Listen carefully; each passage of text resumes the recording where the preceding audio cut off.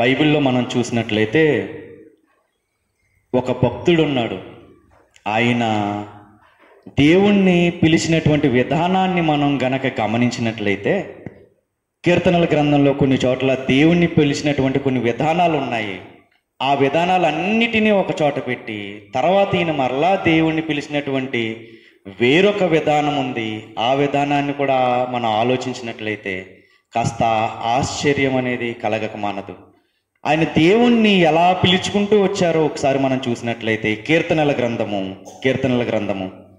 8వ అధ్యాయము, కీర్తనల గ్రంథము 8వ అధ్యాయము 1వ వచనంలో ఆయన దేవుణ్ణి పిలిచినటువంటి విధానాన్ని మనం చూసినట్లయితే, యెహోవా మా ప్రభువా, ఆకాశములలో నీ మహిమను కనపరుచువాడా అని పిలుస్తున్నాడు దేవుణ్ణి. ఏమని పిలుస్తున్నారు? యెహోవా మా ప్రభువా, ఆకాశములలో నీ మహిమను కనపరుచువాడా. అంటే నీ మహిమను ఎక్కడ కనపరుస్తున్నావు? ఆకాశములలో కనపరుస్తున్నావు. నీ మహిమను నువ్వు ఆకాశంలో కనపరుస్తున్నావు. అందుకని నేనేమని పిలుస్తున్నాను? నీ మహిమను కనపరుచువాడా అని పిలుస్తున్న విధానం ఒకటి. అలా మనం తిప్పినట్లయితే 9వ అధ్యాయము 14వ వచనంలో ఒకలాగా పిలుస్తున్నారు. మరణ ద్వారమున ప్రవేశించకుండా నన్ను ఉద్ధరించువాడా, నన్ను ద్వేషించే వారు నాకు కలుగ చేయు బాధను చూడు. ఇక్కడ అలా పిలుస్తున్నాడు దేవుణ్ణి, మరణ ద్వారమున ప్రవేశించకుండా నన్ను ఉద్ధరించువాడా. నాకు ఆరోగ్యం బాగాలేనప్పుడు, నేను బ్రతుకుతానన్నటువంటి ఛాన్సెస్ లేవని చెప్పినప్పుడు, అవకాశాలు లేవని చెప్పినప్పుడు, నన్ను మరణశయ్య మీద నుంచి నన్ను లేవనెత్తి నన్ను జీవనంలోకి తీసుకొచ్చినటువంటి, లేదా నాకు జీవితాన్ని ఇచ్చినటువంటి, లేదా నాకు ప్రాణాన్ని ఇచ్చినటువంటి నా దేవా, నన్ను ఉద్ధరించినటువంటి నా దేవా అని పిలుస్తున్నాడు. అంటే నా మరణాపాశాలను అన్నిటిని నువ్వు కొట్టివేసి నాకు బ్రతుకునిచ్చినటువంటి నా దేవా, నన్ను ఉద్ధరిస్తున్నటువంటి నా దేవా అని పిలుస్తున్న సందర్భం ఇక్కడ కనపడుతుంది. మొదట నీ మహిమను కనపరుస్తున్నావు అని పిలుస్తున్నాడు. తర్వాత నువ్వు నన్ను ఉద్ధరిస్తున్నావు అని పిలుస్తున్నాడు. 17వ అధ్యాయము 7వ వచనం. 17వ అధ్యాయము 7వ వచనం. నీ శరణుజొచ్చిన వారిని వారి మీదకి లేచి వారి చేతిలో నుండి నీ కుడి చేత రక్షించువాడా. సరిపోద్దా? నీ శరణుజొచ్చిన వారిని వారి మీదకి లేచి వారి చేతిలో నుండి నీ కుడి చేత రక్షించువాడా అని పిలుస్తాడు.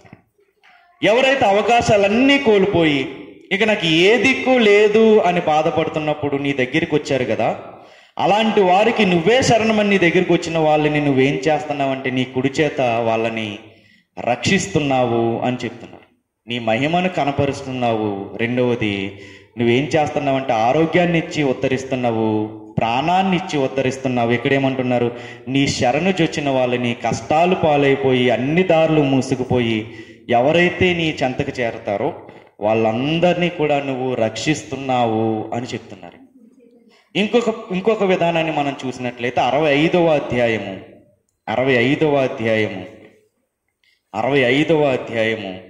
2వ వచనం. ప్రార్థన ఆలకించువాడా, సర్వ శరీరులు నీ యొద్దకు వచ్చేదరు. ఇక్కడేమని పిలుస్తున్నారు? మరలా ప్రార్థనలను ఆలకించువాడా. ఎవరు హృదయ భారంతో ఉంటారో, ఎవరు హృదయ వేదనతో ఉంటారో, తన బాధ ఎవరికి చెప్పుకోవాలో అర్థం కాలేనప్పుడు నీ చెంతకి చేరతారు కదా, వాళ్ళు నీకు ప్రార్థన చేస్తారు కదా, వాళ్ళ ప్రార్థన నువ్వేం చేస్తావు? ఆలకిస్తావు అని చెప్తున్నావు. ప్రార్థనలను ఆలకించువాడా, ఒక హృదయం యొక్క ఘోషని నువ్వేం చేస్తున్నావు? వింటున్నావు. అలా వింటున్నటువంటి దేవా అని ఇక్కడ పిలుస్తున్నారు. 65వ అధ్యాయం 5వ వచనం చూస్తున్నట్లయితే, మాకు రక్షణకర్తవైన దేవా, భూదిగంతముల నివాసులందరికీ, దూర సముద్రము మీదనున్న వారికి ఆశ్రయమైన వాడా, నీవు నీతిని బట్టి భీకర క్రియల చేత మాకు ఉత్తరమిచ్చుచున్నావు. నివాసులందరికీ, దూర ప్రాంతాల్లో ఉన్న వాళ్ళందరికీ కూడా నువ్వేమిస్తున్నావు అంటే ఆశ్రయాన్ని ఇస్తున్నావు. అంటే నువ్వు నివాసాన్ని ఏర్పరుస్తున్నావు. ఆ నిరాధారులైనటువంటి వాళ్ళకి నువ్వేం చేస్తున్నావు అంటే ఆశ్రయాన్ని ఇస్తున్నావు. నీ మహిమను కనపరుస్తున్నావు అని పిలుస్తున్నాడు. రెండవదిగా నువ్వు ఆరోగ్యాన్నిచ్చి ప్రాణాన్నిచ్చి ఉద్ధరింపజేస్తున్నావు అని పిలుస్తున్నాడు. మూడవది ప్రార్థనలను ఆలకిస్తావు అని పిలుస్తున్నాడు. నీ కుడి చేత రక్షిస్తావు అని పిలుస్తున్నాడు. ఇక్కడ ఏమంటున్నాడంటే నీవే ఆశ్రమై ఉన్నావు అని పిలుస్తున్నాడు. ఇన్ని విధాలుగా పిలిచినటువంటి దేవుని ఇంత కొనియాడినటువంటి ఈ భక్తుడు దేవుణ్ణి ఒక్క చోట మాత్రం ఒక విధంగా వేరే విధంగా పిలుస్తున్నారు. ఏంటా విధానం అంటే 71వ అధ్యాయము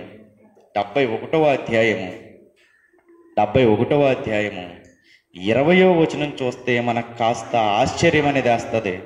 చూడండి, ఇక్కడేమని పిలుస్తున్నారు? అనేకమైన కఠిన బాధలను మాకు కలగజేసిన వాడా, నీవు మరలా మమ్మును బ్రతికించెదవు. భూమి యొక్క అగాధ స్థలములలో నుండి నీవు మరలా మమ్మును లేవనెత్తెదవు. ఇక్కడ పిలుస్తున్న విధానం ఏమనుంది? ఫస్ట్ మనం మొదటి నుండి చూసుకుంటా వచ్చినట్లయితే ఒక చోటేమో నీ మహిమను కనపరుస్తున్నావు అన్నారు. నేను ప్రాణము తెప్పరిల్లినప్పుడు నాకు ఆరోగ్యాన్ని ఇచ్చి, లేదా నేను మరణశయ్య మీద ఉన్నప్పుడు నాకు ప్రాణాన్ని ఇచ్చి నన్ను ఉద్ధరింపజేస్తున్నావు అన్నారు. నీ కుడి చేత నన్ను రక్షిస్తున్నావు నాకు బాధలు వచ్చినప్పుడు, శ్రమలు వచ్చినప్పుడు అని అన్నారు. తర్వాత నా మనోవేదన నువ్వు వింటున్నావు, నేను ప్రార్థన చేస్తున్నప్పుడు నా ప్రార్థన నువ్వు ఆలకిస్తున్నావు అని అంటున్నారు. తర్వాత నువ్వు ఆశ్రయం లేని వారికి ఆశ్రయుడై ఉన్నావు అని పిలుస్తున్నారు. కానీ ఇక్కడికి వచ్చేసరికి ఏమంటున్నారు అంటే అనేకమైన కఠిన బాధలను మాకు కలగచేసిన వాడా అని పిలుస్తున్నారు. ఏమంటున్నారు ఇక్కడ? మన ప్రార్థనలు ఆలకించేవాడా, దుఃఖాలను ఆలకించేవాడా, నోటి నిండా నవ్వుని నింపుతావు, నువ్వు అంగలార్పును నాట్యంగా మారుస్తావా అని పిలిచినటువంటి భక్తుడు ఇక్కడికి వచ్చేసరికి ఏమంటున్నారంటే మాకు అనేకమైన కఠిన బాధలను కలుగజేసిన వాడా అని పిలుస్తాం. బాధలు ఎలా ఉన్నాయంటే ఇక్కడ అనేకమైనటువంటి బాధలు ఉన్నాయంట. అవి ఎటువంటి బాధలంట?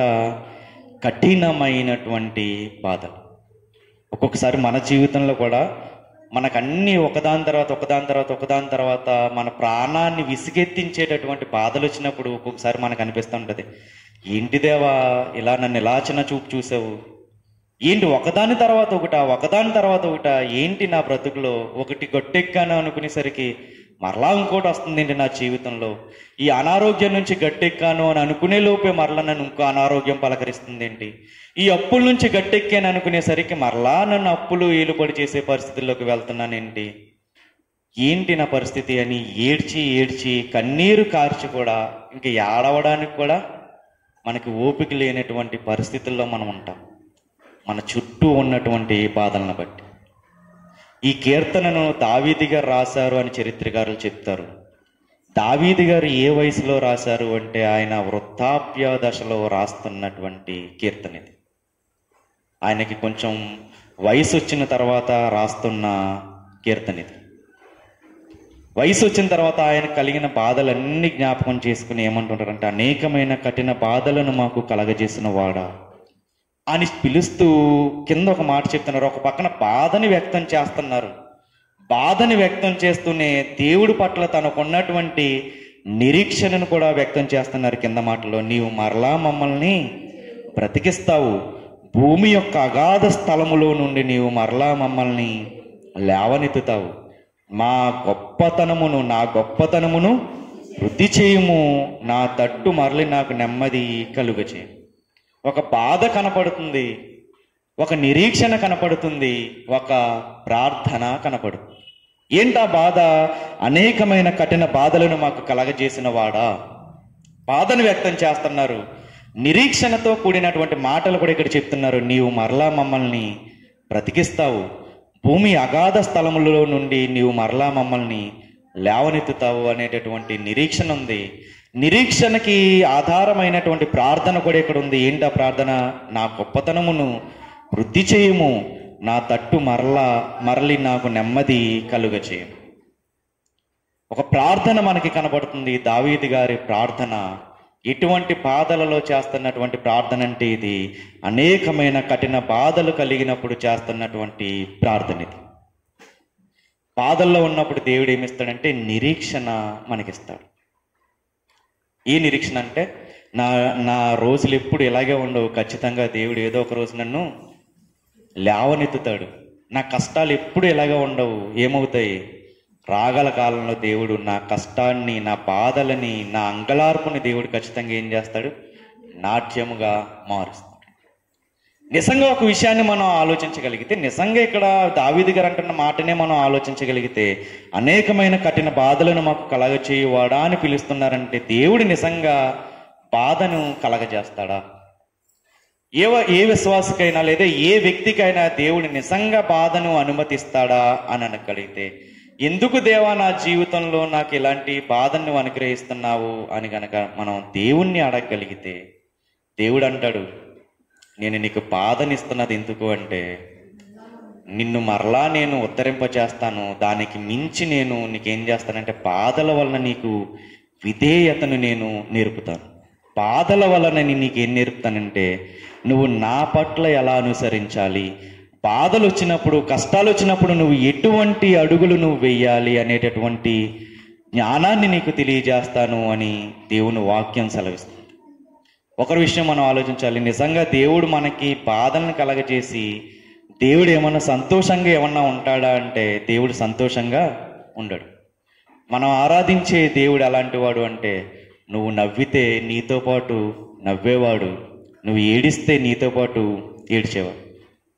యెషయా గ్రంథము 63వ అధ్యాయము, యెషయా గ్రంథము 63వ అధ్యాయము 9వ వచనం, 63వ అధ్యాయము 9వ వచనం. వారి యావత్ బాధలో ఆయన బాధనుందెను, ఆయన సన్నిధి దూత వారిని రక్షించాను. సరిపోదు. వాళ్ళు కలిగినటువంటి ప్రతి బాధలో, యావత్ బాధలో దేవుడు ఏమవుతున్నాడు? బాధపడుతున్నాడు.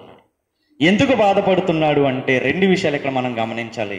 ఒకటి, అసలు ఈ పరిస్థితి నా బిడ్డకి ఎందుకు వచ్చింది అంటే తాను చేసినటువంటి కొన్ని తప్పిదాల వల్ల ఈ పరిస్థితి అనేది తనకు వచ్చింది. ఆ పరిస్థితుల్లో నుండి తను బయటపడితే బాగుండు అని మన భవిష్యత్తుని ఎరిగినటువంటి దేవుడు, మన సరైనటువంటి అడుగు జాడల్లో మనం నడవలేనప్పుడు మన భవిష్యత్తుని ఎరిగినటువంటి దేవుడు ఏమవుతుంది, నా విశ్వాస యొక్క పరిస్థితి, నా బిడ్డ యొక్క పరిస్థితి, ఆఖరి దశ ఎలా ఉంటుంది అనేది వాడికి అర్థం కావట్లేదేంటి? ఎన్నిసార్లు నేను వాక్యంతో గద్దించినా, ఎన్నిసార్లు నా వాక్యాన్ని అతనికి నేర్పినా ఎందుకు తను లోబడట్లేదు? లోబడకపోవడం వల్ల ఎంత అనర్థాలు తన జీవితంలో జరుగుతాయి అనేటటువంటి భవిష్యత్తుని ఎరిగినటువంటి దేవుడు ఏం చేస్తున్నాడంటే మన కొరకు బాధపడుతున్నాడు. ఇంకొక విషయం, ఒక్కొక్కసారి మనకి కష్టాలు ఎలా వస్తాయి అంటే, ఒకటి మనం చేసుకున్నటువంటి బుద్ధిహీనత వల్ల మనకు వస్తాయి. మనం తీసుకున్నటువంటి బుద్ధిహీనమైనటువంటి నిర్ణయాలు, అది మనకి నష్టమని తెలిసిన వాక్యాన్ని పక్కన పెట్టి మనం అడుగులు వేసినప్పుడు మనకి కొన్నిసార్లు మనకి బాధలు అనేవి వస్తాయి. ఇక రెండవది ఏంటి అంటే, ఒక్కొక్కసారి దేవుడే తన చిత్తానుసారంగా మన జీవితంలో బాధల్ని మనకి అనుగ్రహిస్తాడు. ఆయన బాధను అనుగ్రహించాడు అంటే మనల్ని ఏదో పాతాళానికి తొక్కేయాలని కాదు, కానీ ఆయన బాధను అనుగ్రహించాడు అంటే మన మునుపటి స్థితి కంటే మన కడవరి స్థితి ఎలా ఉంటుంది అని కోరుకుంటాడంటే దేవుడు చాలా ఉన్నతంగా ఉండాలి. అందుకే నేను ఏం చేస్తానంటే వాడి జీవితంలో ఒక్కొక్కసారి ఆయన చిత్తానుసారంగా బాధలు ఇస్తూ ఉంటాను. ఒక కథ ఉంటుంది. ఏంటి అంటే, కొంతమంది అలా మార్గంలో నడుచుకుంటూ వెళ్తున్నారంట. మార్గంలో నడుచుకుంటూ వెళ్తుంటే దేవుడు పైనుంచి కొన్ని వస్తువుల్ని కిందకి వేస్తున్నాడంట. వ్యక్తులు నడుచుకుంటూ వెళ్తున్నప్పుడు, మొదటిసారి వెళ్తున్నప్పుడు ఏం చేశాడంటే ఒక బంగారానికి సంబంధించిన కొన్ని వస్తువులు వేశారు, తీసుకుని హాయిగా వెళ్ళిపోయాడు. తర్వాత మరలా కొంచెం పెద్ద వస్తువు ఒకటి వేసాడు, తీసుకుని హాయిగా వెళ్ళిపోయారు. అప్పుడు అందరికీ అర్థమైందంట ఏమని, పలానా చోటుకి వెళ్తుంటే మనకి కొన్ని వస్తువులు దొరుకుతున్నాయి, కొన్ని ఆశీర్వాదాలు మనకు దొరుకుతున్నాయి, కాబట్టి మన అందరం వెళ్దామంటే మొత్తం మూకుమ్మడిగా అక్కడికి వచ్చారంట. వచ్చి అన్నీ ఏరుకుని వెళ్ళిపోయారంట. ఈ విషయం ప్రతి ఒక్కరు మార్గంలో నడవడం మొదలుపెట్టారంట. మొదలుపెట్టిన తర్వాత దేవుడు అలా ఇస్తా ఉంటే దేవుడు ఆలోచన ఏంటి అంటే, నేను ఇస్తున్నాను ఇచ్చి వస్తువుని చూస్తున్నారు, ఎవరిని చూడట్లా, ఎక్కడి నుండి వస్తున్నాయో దాన్ని చూడట్లా. ఏ వస్తువు అయితే నేను ఇస్తున్నానో, ఏ ఆశీర్వాదాన్ని అయితే నేను ఇస్తున్నానో ఆ ఆశీర్వాదాన్ని పట్టుకుని ఆనందపడుతున్నారు. ఆ ఆశీర్వాదాన్ని ఇస్తున్నటువంటి నా వైపు మాత్రం చూడట్లేదు. కింద వస్తువు పడుతుంది, కింద ఎరుగుని వెళ్ళిపోతున్నారు. అసలు ఎక్కడి నుండి వస్తుంది వస్తువు, ఎక్కడి నుంచి వస్తుంది ఆశీర్వాదము అనేటటువంటి అవగాహన లేకుండా ఏం చేస్తున్నారు, అందరూ మూకుమ్మడిగా ఏది దొరికితే అది తీసుకుని వెళ్ళిపోతున్నారు. అలాగే ఒక వ్యక్తి వచ్చారు, దేవుడు ఆశపడుతున్నాడు అంటే, ఒరే ఇవన్నీ ఇస్తున్నది నేను రా, ఒక్కసారి నా వైపు చూడండి రా అంటే చూడట్లేదు. చూడకపోయేసరికి దేవుడు ఏం చేశాడంటే ఒక వ్యక్తి అలా వెళ్తున్నప్పుడు పడతాయి కదని వెయిట్ చేస్తున్నప్పుడు పైనుంచి ఏం పడ్డదంటే రాయి వచ్చి తలక పడ్డదంట.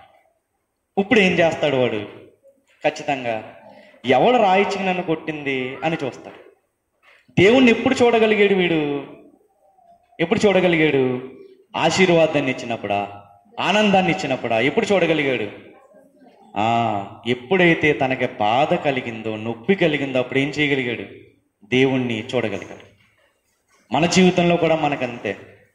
జీవితం హ్యాపీగా సాగిపోతుంది, సాఫీగా సాగిపోతుంది, మనం అనుకున్నవన్నీ జరిగిపోతున్నాయి. ఒక్క విషయాన్ని మానవులుగా మనం ఆలోచించగలిగితే దేవుణ్ణి అసలు మనం పట్టించుకుంటామా? ప్రార్థన చేస్తాము. ఎటువంటి ప్రార్థన చేస్తాము? బాధల్లో ఉన్నప్పుడు ఎంతైతే ఆత్మ తీవ్రతతో ప్రార్థన చేస్తామో అటువంటి ప్రార్థన సుఖంగా జీవిస్తున్నప్పుడు ఉంటుందా? ఉండదు.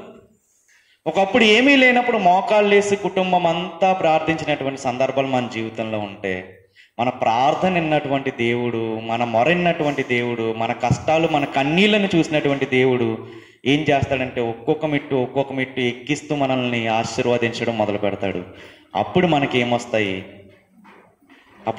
మనకి కళ్ళకి మసకబారేటటువంటి తత్వాలు వస్తాయి. ఇస్తున్నటువంటి దేవుణ్ణి ఏం చేస్తాం? నెమ్మదిగా మర్చిపోవడం మొదలు పెడతాము. ఒకప్పుడు ఉన్నటువంటి ప్రార్థనా జీవితం నెమ్మదిగా ఏమవుద్ది?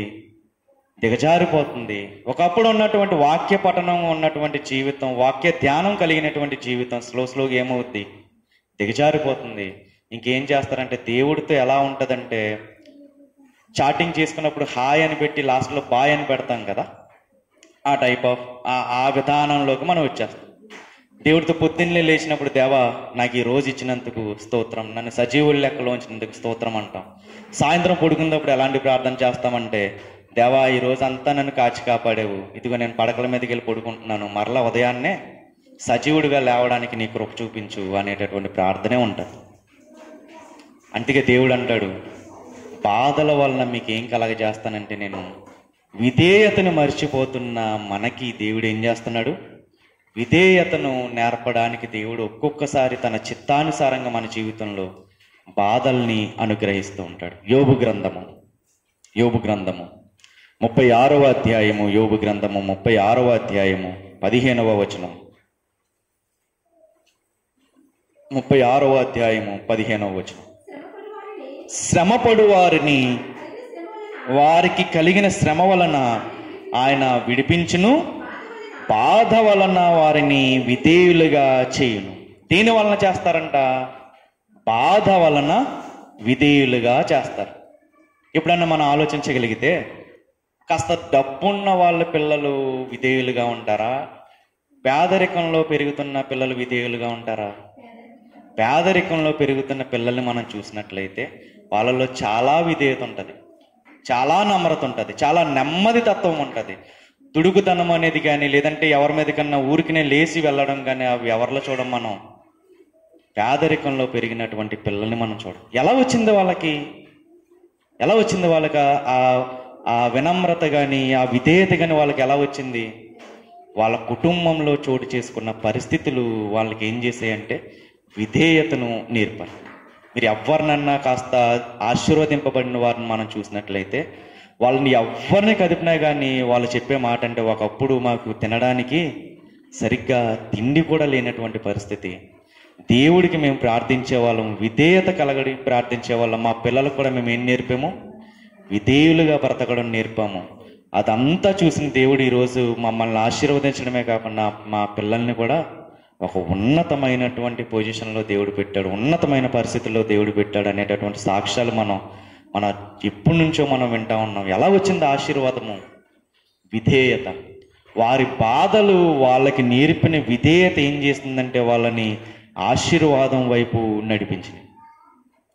దేవుడు ఇక్కడ అదా అంటున్నాడు, అనేకమైన బాధలు ఇప్పుడు నిన్ను ఏలుబడి చేస్తున్నాయి, అనేకమైన శ్రమలు నిన్ను ఏలుబడి చేస్తున్నాయి, కానీ నేను నిన్నేం చేస్తానంటే శ్రమలో నిన్ను ఖచ్చితంగా విడిపిస్తాను. ఈ శ్రమ నీకు ఎందుకు వచ్చిందంటే, ఈ బాధ నీ కుటుంబాన్ని ఎందుకు ఏలుబడి చేస్తుందంటే, నీకు నేను విధేయతను నేర్పాలనుకుంటున్నాను. దేవుడు పక్షపాతి కాడు అని మనకు వాక్యం చెప్తుంది. దేవుడు పక్షపాతి కాడు అని వాక్యం చెప్తున్నప్పుడు ఆయన నిజంగా పక్షపాతి కాదు అని మనం ఎలా నిరూపించగలము అంటే, తను వెనుతీయక మన కోసం అనుగ్రహించిన యేసుక్రీస్తు వారు ఉన్నారు కదా, ఆ యేసుక్రీస్తు వారిని సైతం దేవుడు వదిలిపెట్టలా. ఏం చేశారు? ఎన్నో అవమానాలు ఆయన జీవితంలో.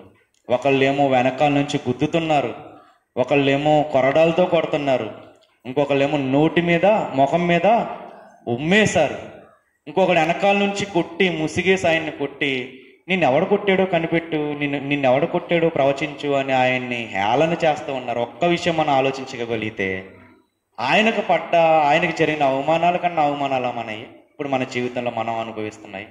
ఆయన పడ్డ శ్రమల కన్నా శ్రమలా మనవి కాదు.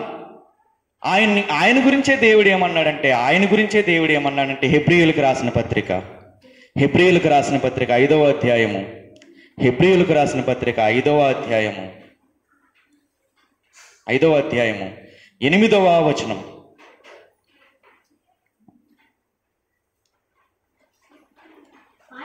ఆయన కుమారుడయ్యుండి తాను పొందిన శ్రమల వలన విధేయతను నేర్చుకుని. యేసుక్రీస్తు వారికి కూడా దేవుడు విధేయతను ఎలా నేర్పాడంట? ఆయన పొందిన శ్రమల వలన. విధేయత అంటే దేవుడి చిత్తానికి తల ఉంచే తత్వం. ఆయన ఏది చెప్తే దాన్ని మనం తలాడించకుండా ఆయన మాటని ఒప్పుకునే తత్వం. ఏమన్నారంటే, యేసుక్రీస్తు వారు ప్రార్థన చేస్తున్నారు, దేవా సాధ్యమైతే ఈ గిన్నెను నా ముందు నుంచి తొలగించు. ఆయన ఇది నా ఇష్టం కాదు, నీ చిత్తానుసారంగానే చెయ్యాలి. దేవుని చిత్తం ఏంటి? ఆయన ఖచ్చితంగా శిలువ మరణాన్ని పొందాలి. నువ్వు మరణాన్ని పొందుతావా అని దేవుడు అన్నప్పుడు ఏమన్నా యేసుక్రీస్తు వారు ఇప్పుడు కాదు ప్రభువా అని ఏమన్నా అన్నట్టుగా మనకు దాఖలాలు ఉన్నాయా? లేదు. నీకు ఏది ఇష్టమైతే అది నా జీవితంలో జరిగించు. అది విధేయత. దేవునికి ఏది ఇష్టమో అది మన జీవితంలో జరిగించేటట్టుగా మనం చేయడమే. దాన్నే మనల్ని ఏమంటున్నాడంటే దేవుడు విధేయత అని అంటున్నాడు. ఎప్పుడు మనకు కష్టం వచ్చినా కానీ, ఎన్నిసార్లు నేను ప్రార్థన చేసిన, నా చిన్నప్పటి నుంచి నేను ప్రార్థన చేస్తున్నాను, లేదా నాకు దేవుడు తెలిసినప్పటి నుంచి నేను ప్రార్థన చేస్తున్నాను, ఎంత ప్రార్థన చేసినా నా జీవితం ఎలాగైపోతుంది, ఇంకెప్పుడు నేను ఏడ్చి నా కన్నీళ్ళన్నీ ఇంకిపోయినాయి, నా ఒంటరితనం ఎలాగా ఉంటుంది, నాకు ప్రేమను అందించే వాళ్ళే లేరు, నా అనుకున్న వాళ్ళే కరువైపోయారు, నన్ను ఆదరించే వాళ్ళే లేరు, ఎంత ప్రార్థన చేస్తున్నా ప్రేమ కరువైపోయింది అని ఒకవేళ ఈరోజు వాక్యం వింటున్న నీ జీవితంలో అనిపిస్తూ ఉంటే, ఇక నేను ప్రార్థన చేయలేను, అలిసిపోయాను అని కనుక నీకు అనిపిస్తూ ఉంటే, ఒక్క విషయాన్ని గుర్తుపెట్టుకో, అలిసిపోయాను అని నీకు అనిపిస్తున్నప్పుడు నువ్వు విజయానికి ఎక్కడున్నట్టు? చేరువలో ఉన్నట్టు. ఇక ప్రార్థన చేయలేను, నా పరిస్థితి అయిపోయింది అని ఒకవేళ బాధపడుతున్నప్పుడు నువ్వు ఎక్కడున్నావు అంటే, నీకు కావలసినది అందుకోవడానికి చాలా చేరువలో, సమీపంలో ఉన్నట్టు. దేవుడు ఏం చేస్తాడంటే, చాలామంది దేన్ని ఇష్టపడతారంటే, బొగ్గుని వజ్రాన్ని పక్కన పెట్టినప్పుడు దేన్ని ఇష్టపడతారు? బొగ్గుని ఇష్టపడతారా? వజ్రాన్ని ఇష్టపడతారా? వజ్రాన్ని ఇష్టపడతారు. కానీ వజ్రం యొక్క పూర్వపు స్థితి మనం చూడగలిగితే, ఆ వజ్రం ఎందులో నుంచి వస్తుంది? బొగ్గులో నుంచే వస్తుంది. ఆ బొగ్గులో నుంచి ఎలా వస్తుందంటే, బాగా భూమి లోపలికి వెళ్ళిపోయిన చోట బొగ్గు అనేది చాలా ఎక్కువ ఉష్ణోగ్రత దగ్గర మండుతూ ఉంటుంది. మండుతా ఉన్న దాంట్లో నుంచి ఏది వస్తుంది? వజ్రం వస్తుంది. ఈరోజు నీ హృదయం ఒకవేళ బాధలతో మండుతుందేమో, ఈరోజు నీ హృదయం వేదనలతో చిన్నాభిన్నం అయిపోయిందేమో, ఒకవేళ నీకు ఈ పరిస్థితులన్నీ నీ చేయి దాటిపోయినాయేమో, నీ ఆరోగ్య పరిస్థితి క్షీణించిపోతుందేమో, ఒక్క విషయాన్ని గుర్తుపెట్టుకో, ఈరోజు అలా మలమల మాడుతున్న బొగ్గు లాంటి పరిస్థితులే, శ్రమల చేత నువ్వు పుటం వేయబడుతున్నావేమో, గుర్తుపెట్టుకో, నిన్ను దేవుడు ఏం చేస్తానంటున్నాడంటే, వజ్రంలాగా ఒక విలువైనటువంటి ఒక వ్యక్తిగా దేవుడు నిన్ను మారుస్తాను అని అంటున్నాడు.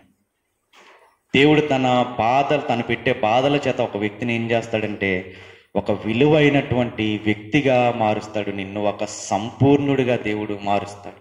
హెబ్రీయులకు రాసిన పత్రిక, ఇదే హెబ్రీయులకు రాసిన పత్రిక 2వ అధ్యాయము 10వ వచనం.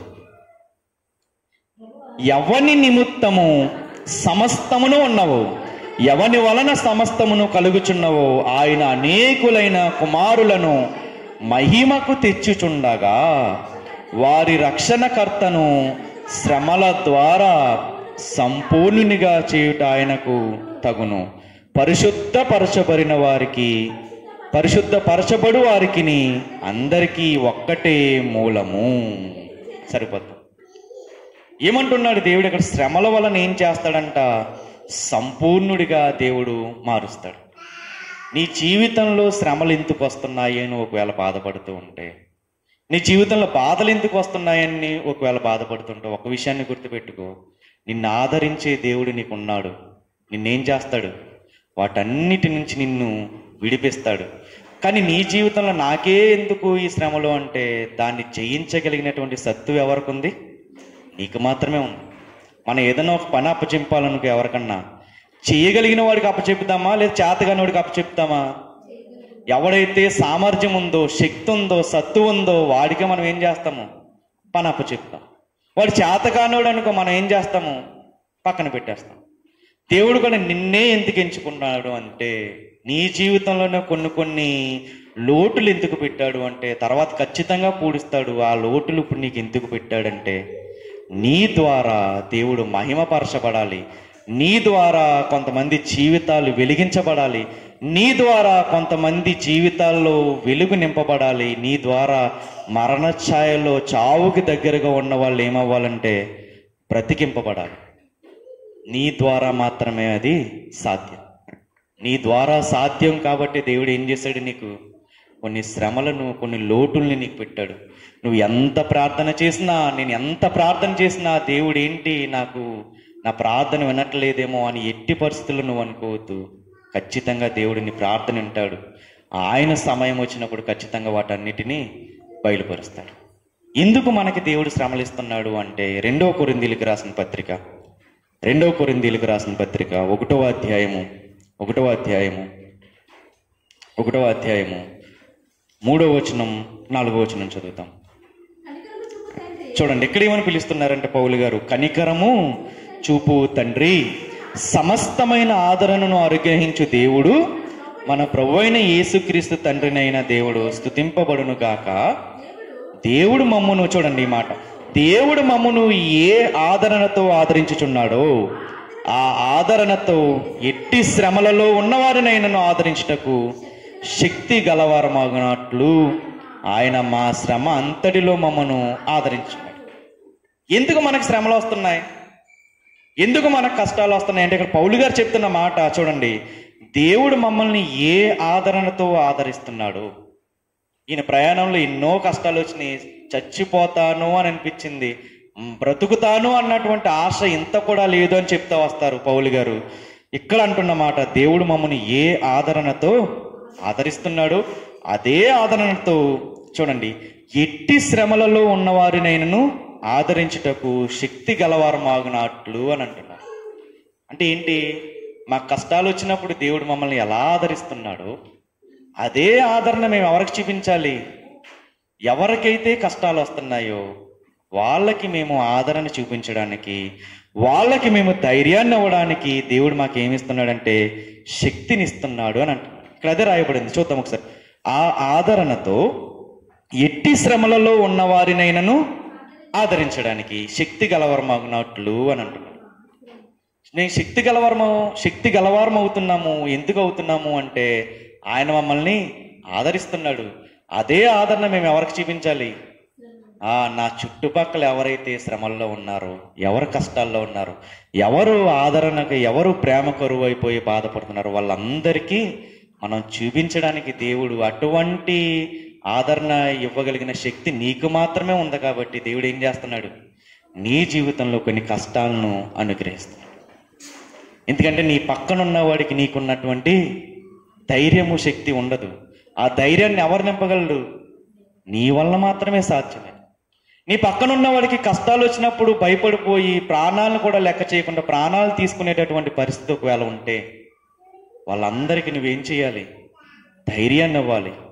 బ్రతుకు, నువ్వు చచ్చిపోవడానికి ఏ ధైర్యాన్ని అయితే పెడుతున్నావో అదే ధైర్యాన్ని నువ్వు బ్రతకడానికి పెట్టు. ఖచ్చితంగా నువ్వేం చేస్తావంటే, నువ్వు చచ్చిపోవడానికి ఏదైతే కారణమవుతుందో, నువ్వు ఆత్మహత్య చేసుకోవడానికి ఏదైతే కారణమవుతుందో వాటన్నిటినీ చేయించు.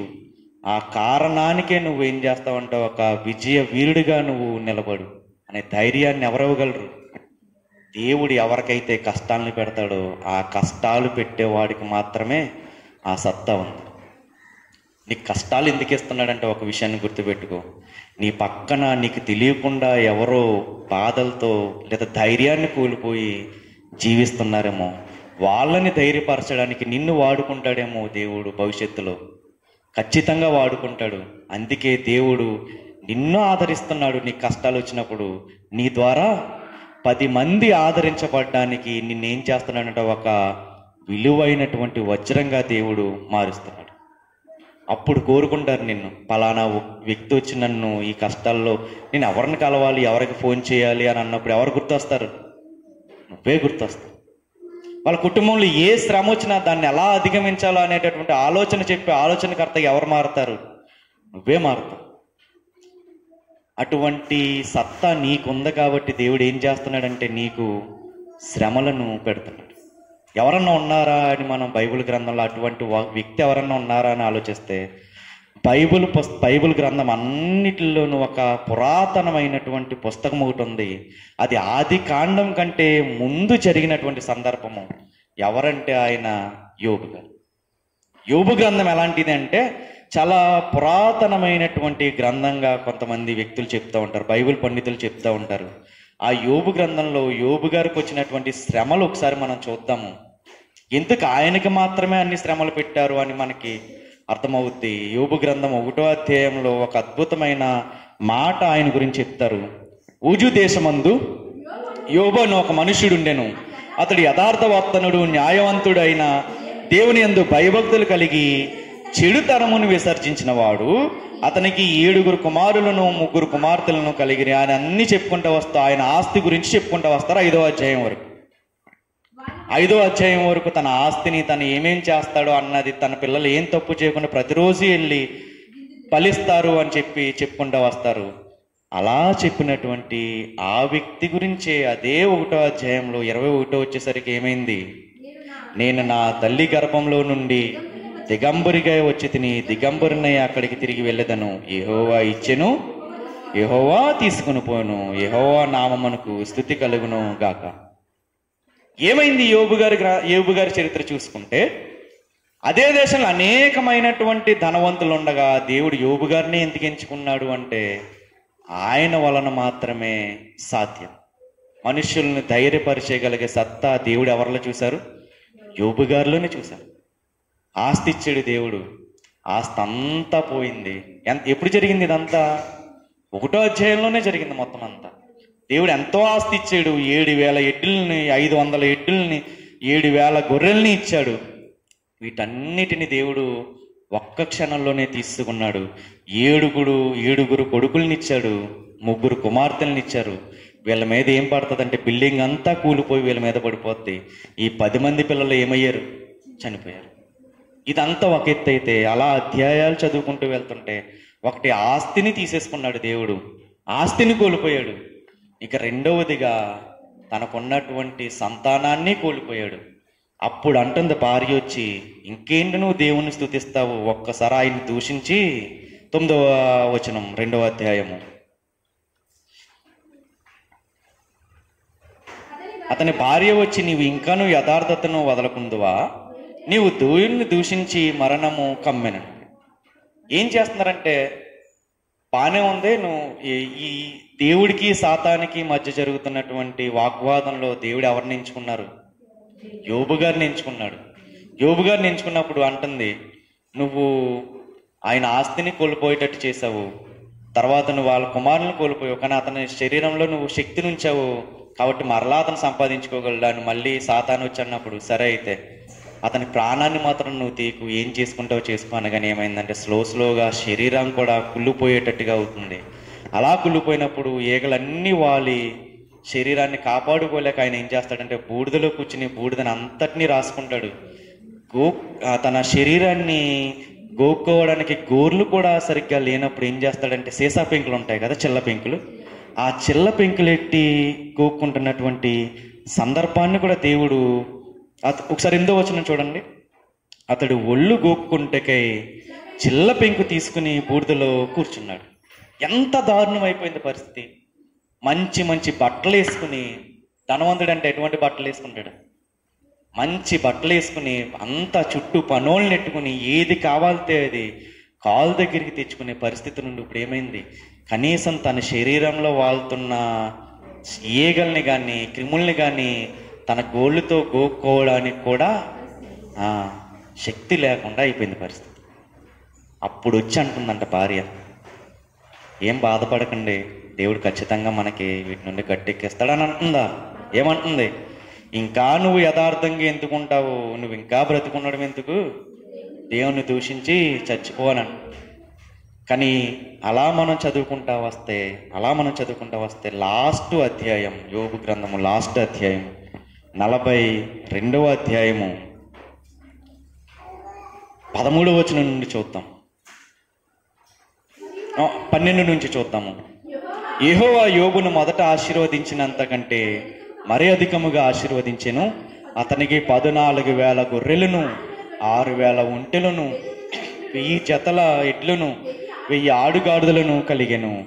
మరియు అతనికి 7 కుమారులను, 3 కుమార్తెలను కలిగిరి. అతడు పెద్దదానికి ఎమీమానియు, రెండవ దానికి కిజియానియు, మూడో దానికి కెరహప్పకు అనియు పేర్లు పెట్టెను. ఆ దేశం అంతయు యోబు కుమార్తెలంతా సౌందర్యవతులు కనబడలేదు. వారి తండ్రి వారి సహోదరులతో పాటు వారికి స్వాస్థ్యములనిచ్చెను. 16వ వచనం. అటు తర్వాత యోబు 140 సంవత్సరములు బ్రతికి తన కుమారులను 4 తరముల వరకు చూచెను. పిమ్మట యోబు కాలము నిండిన వృద్ధుడై మృతి పొందాడు. ఎన్ని సంవత్సరాలు బ్రతికాడంటే ఈయన? 140 సంవత్సరాలు బ్రతికాడు. ఒక్క విషయాన్ని నేను ఇక్కడ ప్రస్తావిస్తాను. యోబు గారు 140 సంవత్సరాలు బ్రతికారు అని గ్రంథస్థం చేయబడింది. ఆయన కష్టాలు వచ్చిన తర్వాత ఖచ్చితంగా వీటన్ని ఆశీర్వాదాలు ఇచ్చారు. తర్వాత తాను బ్రతికిన కాలమంతా, ఒక విషయాన్ని మనం ఆలోచిద్దాం, తను బ్రతికిన కాలమంతా తనకి దేవుడు ఏదైతే శ్రమ అనుభవించాడో అది మర్చిపోయి బ్రతుకుంటాడంటారా? మర్చిపోయి బ్రతుకుంటాడు ఖచ్చితంగా. ఎందుకంటే దేవుడే యథార్థవంతుడని ఇచ్చారు సర్టిఫికెట్ ఆయన గురించి. ఈ 140 సంవత్సరాలు ఈయన బ్రతికిన కాలం అంతా ఒక విషయాన్ని మనం ఆలోచించగలిగితే, ఈయన జీవితంలో గనక ఇన్ని శ్రమలు రాకపోయి ఉంటే ఈ 140 సంవత్సరాలు దేవుని గురించి, ఆయనకు వచ్చిన శ్రమల గురించి ఈయన జ్ఞాపకం చేసుకునేవాడా? చేసుకోడు. ఇంకొక విషయాన్ని మనం ఆలోచించగలిగితే, ఈయన జీవితంలో ఇన్ని శ్రమలు వచ్చిన తర్వాత ఈయన బ్రతికిన దినములందు ఈయన చుట్టూ ఉన్న వాళ్ళని ధైర్యపరిచుంటాడా? 140 సంవత్సరాలు బ్రతికాడు. 140 సంవత్సరాలు బ్రతికిన ఆయన ఎవరైనా కష్టం చెప్పుకుంటానికి వచ్చినప్పుడు ఆయన, నా జీవితంలో కూడా ఇలాంటిది ఒకటి జరిగింది, నేను పిల్లల్ని కోల్పోయాను, భయపడొద్దు, దేవుడు ఖచ్చితంగా నీకు ఇదివరకు కోల్పోయిన దానికంటే మంచి మేలైనటువంటి బహుమానాన్ని దేవుడు నీకు ఇస్తాడు అని చెప్పుంటారా?